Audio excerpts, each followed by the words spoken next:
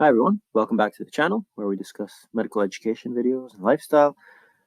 This video we are talking about insomnia. It's a very common issue. About 25% of the population is thought to suffer in varying degrees. It's quite a common thing. So we're going to be talking about it in this video. We're going to be going over what a definition of good night's sleep is, how we can manage it, some of the causes, and yeah, let's get into it.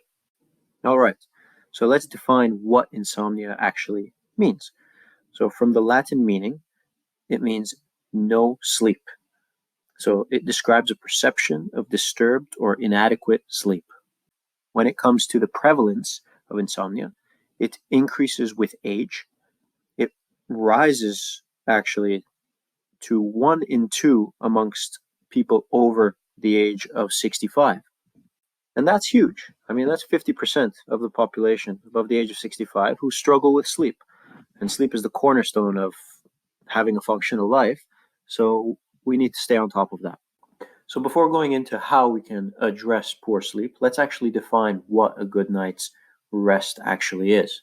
Because at the end of the day, many people actually don't have a sleeping problem themselves, but maybe it's brought up by a relative, or maybe it's just an unrealistic expectation, like, oh gosh, I'm not sleeping too well, but in reality, they're actually sleeping all right. So by definition, a good night's sleep. So a good night's sleep is that it takes you less than 30 minutes to fall asleep. You can maintain that sleep for 6 to 8 hours. You have less than 3 brief awakenings at night, and you feel well rested and refreshed when you wake up, so upon awakening. So we defined what a good night's sleep actually is. So if we kind of look at the opposite of that, we can start to understand what it actually means to have insomnia. So insomnia means basically that you regularly are having sleeping problems. So if you go into a doctor's office and you say, oh, hey, I'm having trouble sleeping, the doctor's going to ask you a bunch of questions. Now, there's self-questionnaires you can fill out online and things like that, but I'm going to give you the doctor's perspective and what they're going to ask you most likely. Basically, they're going to ask you if you have insomnia. So, do you find it hard to go to sleep? Do you wake up several times during the night? Do you lie awake at night? Do you wake up early and then you can't get back to sleep? Do you still feel tired even after you wake up? Do you find it hard to nap during the day even though you're actually tired, right? Do you feel tired and irritable during the day? Do you find it difficult to concentrate during the day because you're tired? So these are all the things that can be pointing us in the direction of, okay, we are having disturbed sleep. If you have insomnia for a short time, so less than 3 months, it's called short-term insomnia.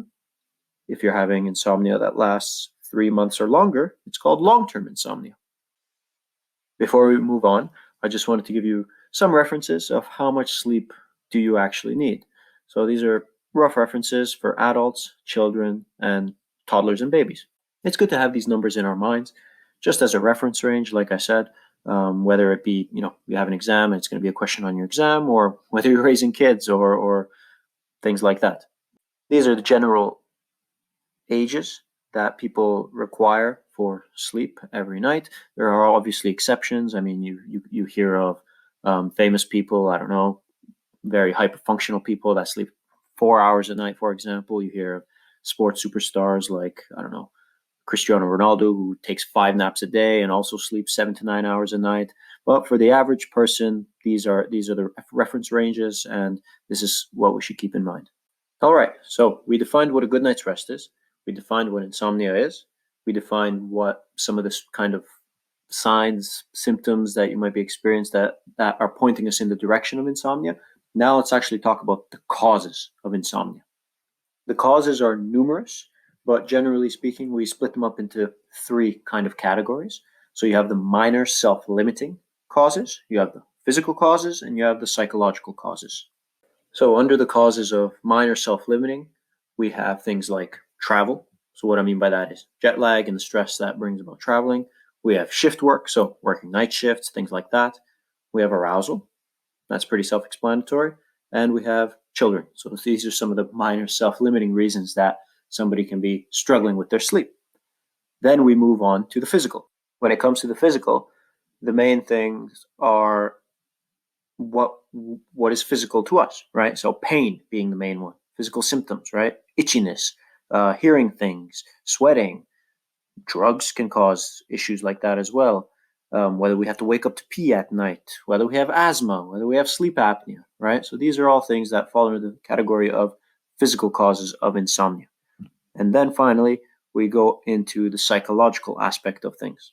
Now, interestingly enough, under the psychological category, around half of the people that have sleeping problems also have mental health problems when it comes to the psychological aspect, right? So, depression, anxiety, grief, mania, alcoholism, meaning that around 50% of people with mental health problems will be suffering from an insomnia. So those are the three categories of causes of insomnia.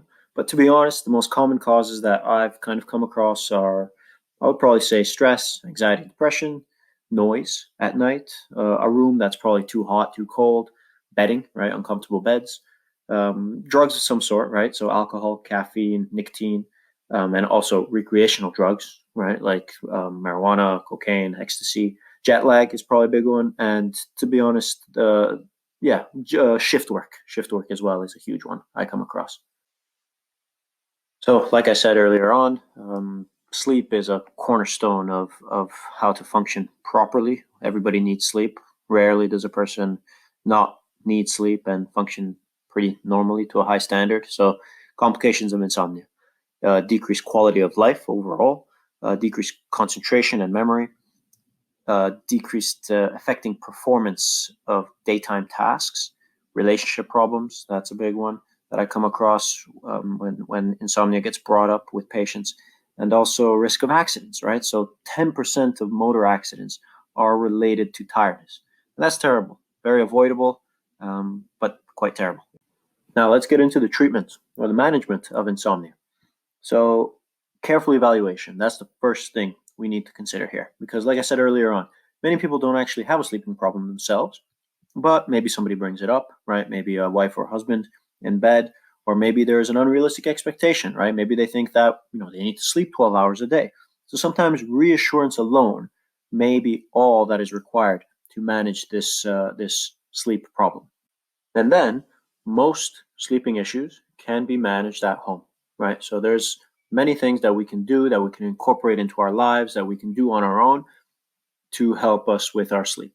And only then, if we're really, really struggling and if we've tried everything we can, then we lean on the doctor's help and we go for a conversation and we go through things, discuss things, and then eventually maybe have the requirement for some medication to help manage the insomnia. But otherwise, it's just things that we can do in our homes and things that we can do to help us sleep better. So the first thing is to eliminate the physical problem that's preventing sleep. So this can be done at home or with the doctor, right? It depends on what the situation is. So for example, if you're overweight and snoring loads, then maybe losing a bit of weight to help with your snoring, to help prevent you from waking up all the time and to heal your insomnia. If it's something like having asthma, then we need to get our asthma under control. Maybe you need an inhaler, things like that, to help you sleep better at night. If you're in pain, then maybe we need to give you some different kinds of painkillers that can last you through the night. If your skin is very itchy from eczema, then we need to apply the proper creams, proper moisturizers, proper emollients to help the skin and help you sleep at night that way. So eliminate the physical problem that's preventing sleep. Then we have to treat the psychiatric problem. So we spoke about depression, we spoke about anxiety. So we have to treat the psychiatric problem, whether that's through therapy, things like that, or medication and so on. You speak to your doctor and we try to get on top of that in the best way we can. Then we have sleep hygiene. So this is a big one. We'll talk about that in a second. But sleep hygiene is huge, huge. Relaxation techniques. There's plenty of those around. You can Google them. You can speak to people about them who are a bit more qualified. You can use apps, things like that. You can breathing techniques. There's a lot of physiotherapists that can teach relaxation techniques. You can get things from pharmacies. You can go to classes. You can learn about it online on YouTube, just like here. So there's lots of things that we can incorporate to help us relax. And then as a last resort, we consider drug treatment. So really as a last resort. So there's so much we can do before any of that. But yeah, when it's severe, when it's disabling, when it's causing a lot of distress, a lot of problems in lives, then we can consider drug treatment as a last resort. So we mentioned a few seconds ago about sleep hygiene. So that's probably single-handedly the most important thing you can do at home. So I see so many patients that struggle with this kind of thing, especially in the modern age with so many screens that we look at late into the night, so many poor habits from that point of view. But overall, I mean, how you can treat insomnia yourself. So here's a list, but usually gets better overall if you change your sleeping habits, right? It sounds pretty easy, sounds pretty self-explanatory, but we have to apply these things and make them a habit and make them a routine. So go to bed, wake up at the same time every day. That's pretty helpful. Relax at least 1 hour before bed. So take a bath or read a book. Make sure your bedroom is dark and quiet. Use curtains, blinds, cover your eyes, earplugs, whatever you need. Exercise regularly during the day, but don't go hardcore with the exercise before bedtime. Sex is okay, but don't go crazy. Make sure your mattress, pillows, and covers are comfortable. So just create a nice, calm environment in which you can sleep comfortably in. If you stick to the basics, I promise your sleep will improve. There's plenty of other things. I mean, people can get sort of special lamps and lights that they use before bed. There's supplements that you can take. There's so much, but just focus on the basics seriously, and your sleep will improve. And then if we need to move on to bigger things, then we will. And now finally, if we've gotten to that point of desperation, if we've gotten to that point where it's impacting our life so much that we really need something more and extra to help us, then there's medication that we can lean on. So there's certain medications that can be given, but really not as a long-term thing. They're only short-term use that we give to help with sleep, and that can sometimes shock the system into a nice normal routine, nice normal sleeping pattern, and we can establish something good there. But if I'm being totally honest with you, doctors now, they rarely like to prescribe sleeping pills to treat insomnia.